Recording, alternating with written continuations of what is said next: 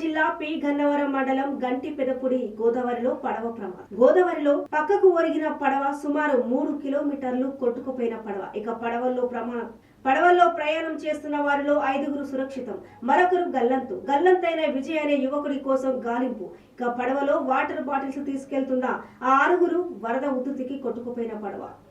Water బత్తలు వేసుకుని బయలుదేరామండి. మేము బయలుదేరిన తర్వాత ఊడుగుండి నుంచి బయలుదేరి అదరికి వచ్చేయండి. ఒడ్డు పక్క వచ్చేనాడికి సుడి తిరిగిందండి. సుడి తిరిగినప్పటికి 5గురు ఒకసారి నా దగ్గర పరిగెట్టుకు వచ్చేయారండి.